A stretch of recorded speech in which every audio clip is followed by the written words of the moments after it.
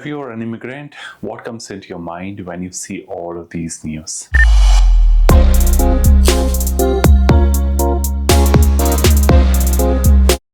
Hey everyone, welcome to Greek Tales, and I'm here with another video. So today I would like to talk about something related to the most trending topic, which is in Canada, which talks about immigration and the rules that have been changing almost every week, now and then, and what kind of impact it has on any of them who are still hanging on there to get their permanent residencies.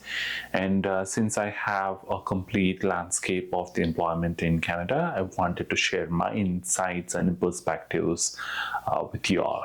So let's break it down. So you all are aware that Canadian government has put in restrictions on the study permits, where they wanted to bring in only 300,000 students every year, and based on that allocation they have distributed to various provinces based on the requirements that they have, the needs that each of the provinces have, and further down the provinces have passed on those numbers to the respective colleges and the universities that are in those provinces. So each of the province have received a certain quota, so those quotas have been redistributed again within those colleges, universities, based on whatever that they have in terms of student employment rate, in terms of student retention rate within the province, based on where they have studied in all of it. So the college and the universities also play a critical role.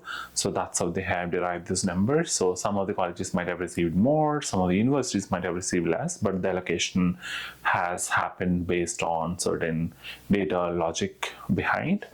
So that's the thing of it. So definitely since 2020, there has been a lot of surge in movements from international countries to Canada. So it's not just India. Of course, there are people who have moved from Nigeria. There have been people moving from Philippines and a lot of other South Asian countries, like Bangladesh and Pakistan, of course. And not just that, and we have seen a lot of people moving from the South American countries, but of course, predominantly, a lot of movements did happen from South Asia, which is again from India for that matter. Pretty controversial topic. From an immigrant standpoint, they may have come as a students or work permits, and they may think that, okay, I worked here and I paid taxes, I've invested my time, energy, and money for the growth of the province or the country. However, now they're not giving me any chance to probably extend my scope to stay in the country for furthermore as a permanent resident, and eventually land as a citizenship. Responding to the needs both of Canadians, of businesses, and of the economy in general. And that's why we're constantly adjusting and making sure we're meeting the moment every step of the way. This fall, we'll be presenting for the first time an immigration's levels plan that doesn't just talk about permanent residents, but also talks about temporary residents, whether it's foreign workers or others. And we're making sure that the entire package makes as much sense as possible for the needs of Canadians and for the needs of our economy. The citizens of Canada think that there has been a lot of immigration, which is mass immigration, and all of these people have come in for low-wage jobs compared to what we expect them to come and add value, like a skilled instead of skilled workers. A lot of people have come for working at Tim Hortons or McDonald's. So, and they think that, okay, their own people who are young youth, and they could probably work in regular coffee shops and the food centers, rather than having immigrants occupying those set of jobs. Of course, there has been a lot of problem areas there, since a lot of young summer students, they couldn't find jobs in the summertime, and that's the reflection of all these pushback from the citizens to the government officials. I think that's a reflection of why these decisions are being made rapidly by the Prime Minister.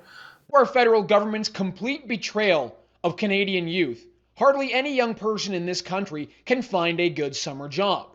We're now at the point where even the CBC and the Globe and Mail are acknowledging this phenomenon. It's just far too obvious to be ignored. Ask any young person you know who is looking for an entry-level job, and they will all likely tell you the same thing, that they are being rejected too many times to count. Their story might sound like this. Others are still searching, like Zach McDevitt, who's home from university for the summer. Stressful. I mean, I was hoping to make money because it's hard to balance a job and school. So I was hoping to work a lot over the summer and make a lot of money. But that's, tough when you can't find a job. But what do you see? It's time to just be completely honest about the situation that we are in. Young Canadians can't find work when there seems to be an abundant supply of work for non-Canadians. What exactly is going on here? Now, what's really remarkable about this situation is that while the legacy media and Canada's political fast food restaurant or a grocery A lot of money, but that's, tough when you can't find a job. But what do you see when you go into a fast food restaurant or a grocery store around Canada's large cities? Well, that was a trick question. You see non-Canadians working. Just go to a Tim Hortons. It's time to just be completely honest about the situation that we are in. Young Canadians can't find work when there seems to be an abundant supply of work for non-Canadians. What exactly is going on here? Now, It makes sense totally, right? So if we were to be in India and somebody takes a stand against an international person, would we really stand with them? We don't endorse them, right? So we want our politicians or our leaders in India to stand against their citizens first than any other nationality as individual, right? So that's a kind of expectation even the Canadians have on their leaders and politicians. So which makes totally sense, right? So even we would think in the same direction. However, my only point I would like to add is when we are moving to a different country, we are moving to a different country for a reason. And I think that's your first step to measure your pros and cons. Okay, what if things go well?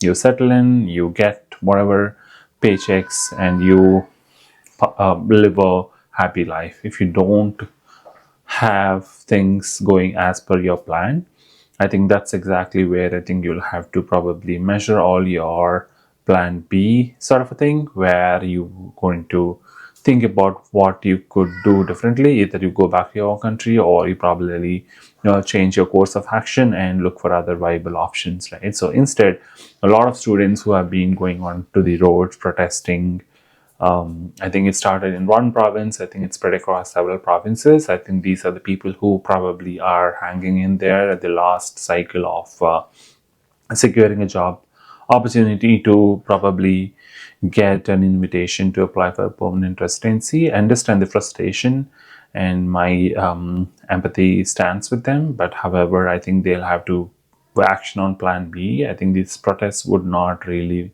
help them in the long run in any manner for that matter.